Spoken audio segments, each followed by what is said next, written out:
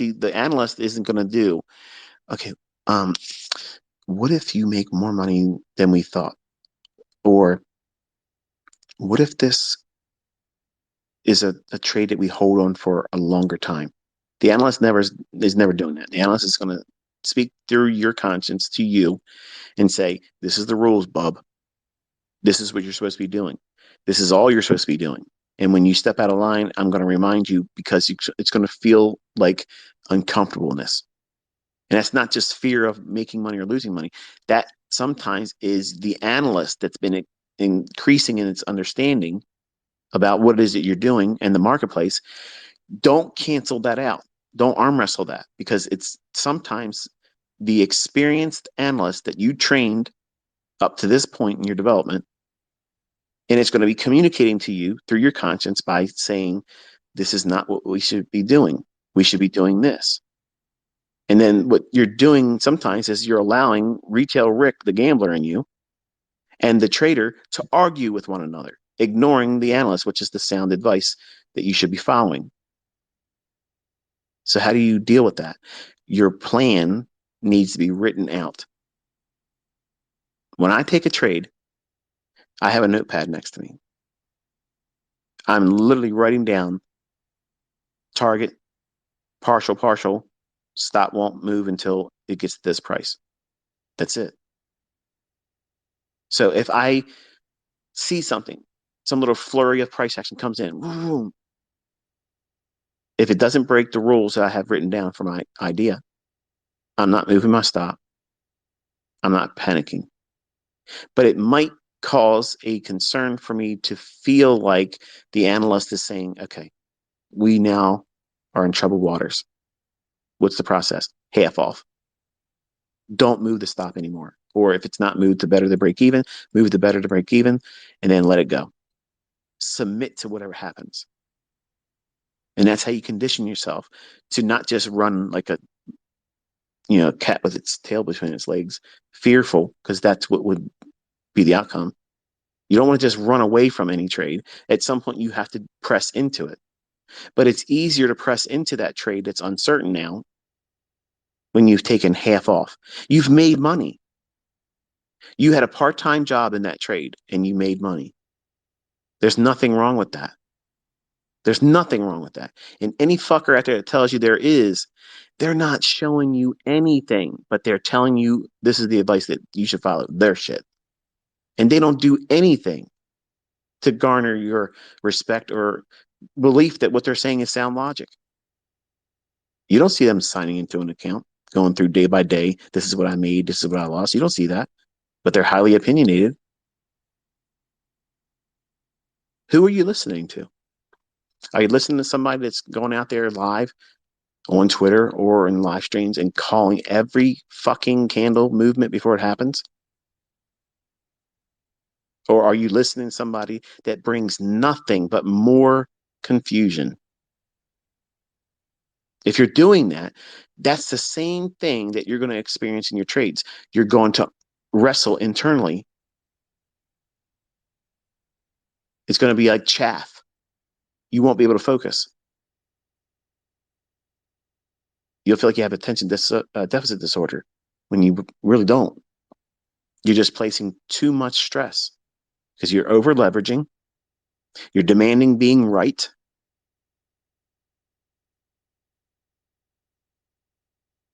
Easiest solutions. Cut half the trade off. You'll fix the over leveraging right there. You've funded yourself. You paid for that time in the trade. Your stop's better than even. And now you can submit to the outcome. I'm in a trade, ICT. I got this shit figured out. I'm in here. I got 5 contracts. I'm long S&P. I'm looking for a 20 handle run. Around 12 handles in. Whew, what are we doing here?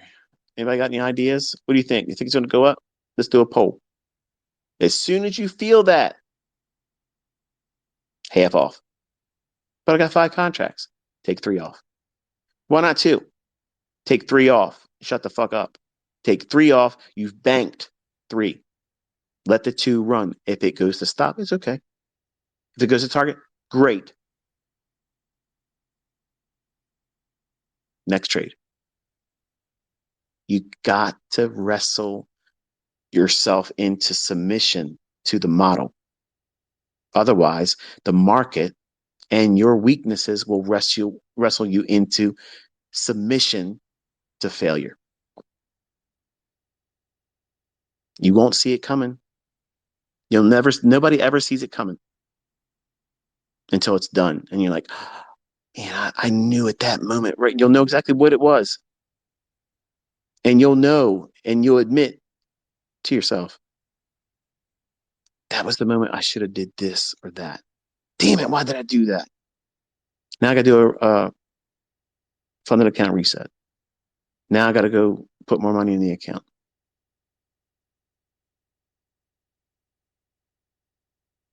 And it will repeat all the time until you do the things I'm telling you to do here.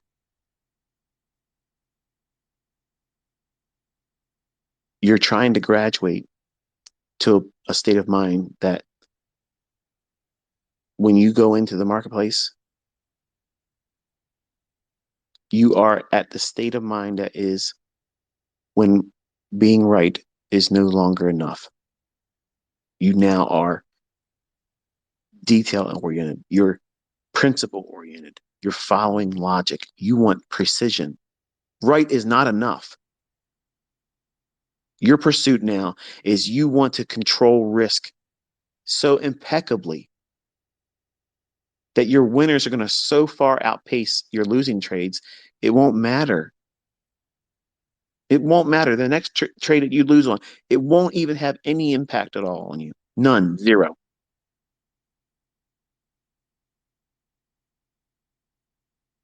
People might talk about it in passing. Oh, yeah, you gotta let your profits run, trade your plan your trade. This all sounds great. But how do they engage? Do they trade recklessly? Are you trading recklessly? Are you throwing everything out the window because now you have a funded account or a live account? The things that you were doing in your demo that were consistent, the only thing that's changing when you go into live funds, because it's still live data you're trading off of, the only thing that's changed is now you have potential reward and potential loss. And you have to grow into accepting that. And it's not easy. For some of you, it's going to be next to impossible, but you have to graduate into it slowly. Whatever the least amount of money you can put in on a trade, that lot size, that's what you trade until you're absolutely bored. And then you go up one more contract, trade like that until you're absolutely bored. And you do it again and keep doing it again and again until you can get to the point where, oh, wow, I can be in 5 mini contracts making $250 per handle. All I got to do is get 4 handles and it's $1,000. And you'll see that making $1,000 a day doing that is easy. But it's hard for you right now because you're going to feel what? As soon as you put a trade on with 5 contracts, you're thinking, shit, my ass is puckering. What is going on? I don't know if I'm supposed to hold this or get out. It's moved 2 ticks. Shit, it just moved 2 ticks. What am I going to do? 2 ticks. Am I long or short? What the hell am I doing here? Did I put the stop on right? You're going to be thinking about all kinds of shit.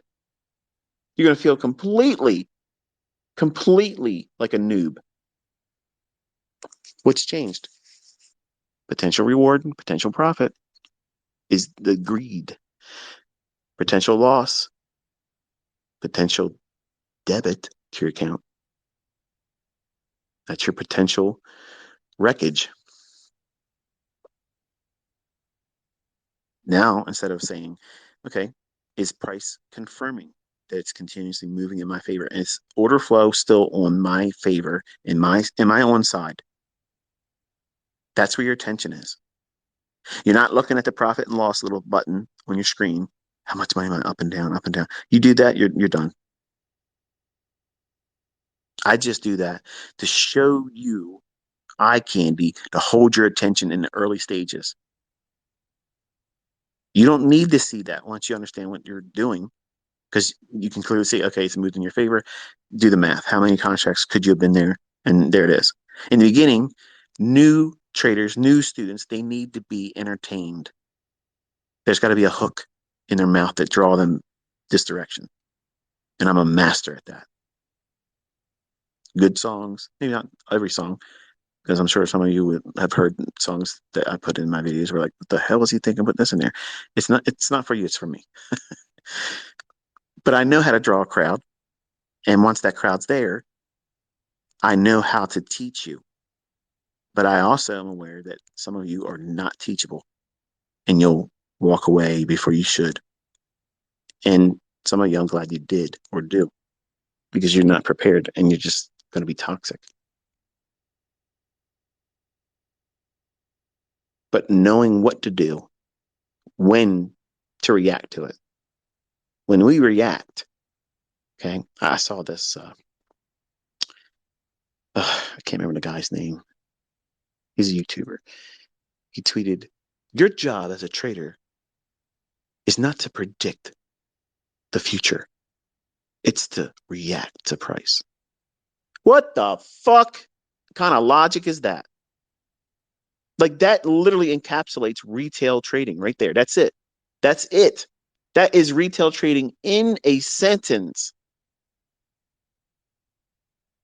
What you're saying by saying something like that, or if your thoughts are in alignment with that, what you're essentially saying is there's no way to know where price is likely to go. So fuck it, let's gamble. That's exactly what you're saying. Your job is not to try to predict price. Your job as a trader is to react to price. Get the fuck out of here. Listen, if you don't know where the draw on liquidity is, where the market's likely to be going up or down to, you're clueless. You have no business, zero business pushing a button in that regard. You don't have any business doing any kind of trading because you're literally putting a blindfold on, being spun around 50 times in the dark, stopped. It's okay. Take this tack, walk forward, and pin the donkey, pin the tail on the donkey game. But you're doing it disoriented. And you're reacting. What are you going to react to? When your hand hits the wall, okay, push the thumbtack in. Let's see what happens. Bullshit is what happens. These individuals that hold that logic, that's the reason why they struggle. And they have hit and miss results once in a while. And what keeps them in the game? Risk management. They suck at trading. Their trades are just terrible. The logic to get into the trade is lacking. But what keeps them in the game? Money management. But I'm a professional trader. I make my money from trading. Okay. Imagine if you learned how to determine where price is going and you kept everything else the way it is. How much better would you be? I'm interested in seeing that. But you have to know what we're doing is predicting price. We're predicting it. We're time fucking traveling, okay? We're literally moonwalking into the future, gaining insight and coming right back to where we are right then and sitting in front of the charts. What does that mean? It's impossible. Now he's talking out your ass. Okay, well, listen, when you're looking at the charts, you need to be able to see in your mind's eye, can you physically see the price running up to that relative equal high? If you can see it, that's the first step. You have to be able to see that that potentially is in the chart. It could manifest itself. Now, how it finally gravitates to there, does it go in one straight shot or is there two price legs into it, maybe three price legs before it gets there? That's not important. You're submitting to the idea that you are seeing this present price action. It's likely to go up to those relative equal highs where there's buy side liquidity. So you're submitting yourself to what? I'm in a buy program. I'm going to be buying discount arrays. I'm going to be observing price and looking to see if down close candles support price. and repel it higher. To the left of all that, if there is a range in price action, I want to see up close candles being traded through. That's institutional order flow being bullish. You don't need a depth of market. You don't need moving averages. You don't need any of that shit. The chart will tell you everything you need to know. But you're not reacting to any fucking thing except for that internal voice that tells you you're in troubled waters. That's the only time you're getting permission from ICT to react to any fucking thing. You're reacting to your conscience. Your conscience is talking to you saying, hey, this is probably not a good idea now because you're not listening to me. And you and the gambler are arguing with one another. And I'm trying to guide us through this trade. And you are causing a decoupling. And now it's going to be physically felt with fear of missing out on the move, fear of being stopped out, disorientation. There's going to be a day, I promise you this, whether you've ever had an anxiety attack or not, this is going to happen to you. There's going to be a time when you have a funded account or you have real money at risk and you're in a trade out of nowhere. Your heart's going to start beating a little bit too fast. You're going to start hyperventilating. You won't really notice it until it starts. But then you're going to feel anxious. You may feel like you want to throw up, feel like you need to go to the bathroom. You're going to lose control of yourself or pass out. Feel like you can't breathe. Feels like you're not getting air, but you're hyperventilating and breathing too much. Start seeing stars. Feel like you're going to faint. Feels like the whole world is now laying on your back.